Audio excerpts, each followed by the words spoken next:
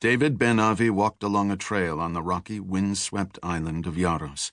The barren clump of land was just 3 miles in length and no more than half a mile wide at its broadest point. It sat in an isolated spot of the Mediterranean, 100 miles northwest of Crete. Though it was officially uninhabited, Ben-Avi and a dozen others had called it home for nearly 2 years. With hands shoved in his pockets, Ben-Avi kept his face to the wind, walking briskly. The Mediterranean air had a bite to it in January, fresh and pure in comparison to the stuffy laboratory and cramped barracks they lived in. The solitude wasn't bad either, while it lasted. "David," a voice called from behind him. "Where are you going?"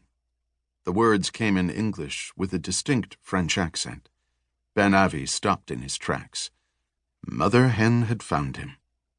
He turned to see André Cheval rushing after him.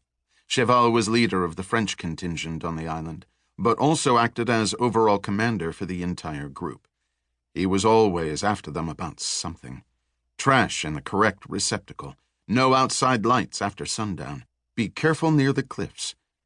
He was dressed in outdoor gear and carrying a wool peacoat, which he handed to Ben-Avi. "Put this on. It's freezing out here." Freezing was an exaggeration, but Ben-Avi took the coat without objection. He knew better than to argue.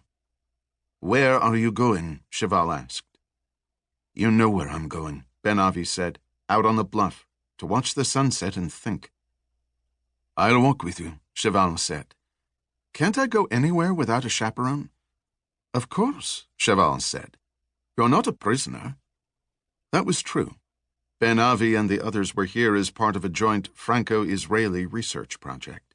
They had all volunteered, but after so long on the barren island, with only the monthly arrival of a supply ship to break the monotony, it felt like they were marking time and waiting to be paroled.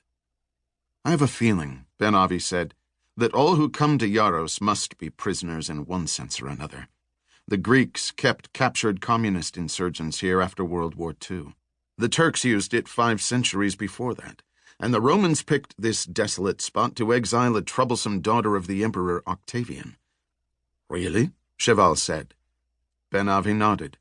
At the same time, he wondered how the Frenchman could live on the tiny island so long and not know a thing about it. "At least the Romans put some thought into the place," Ben-Avi said. "All the Greeks did was put up those terrible rock huts we're living in. The Romans carved the harbor out of solid rock. They set up catchment basins, dug a series of tunnels and underground cisterns to hold the rainwater, even found a way of using limestone to purify it and keep it from becoming stagnant. You should really have a look at them. They're quite remarkable." Cheval nodded, but seemed unimpressed. "It seems Octavian's daughter commanded a nicer prison than communist rebels."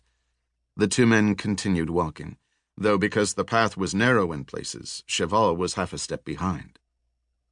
"So, what do you think about when you're out here?" Cheval asked. "Getting back to Israel?" "That, and the implications of our work," Ben-Avi said. "Don't tell me you're having second thoughts.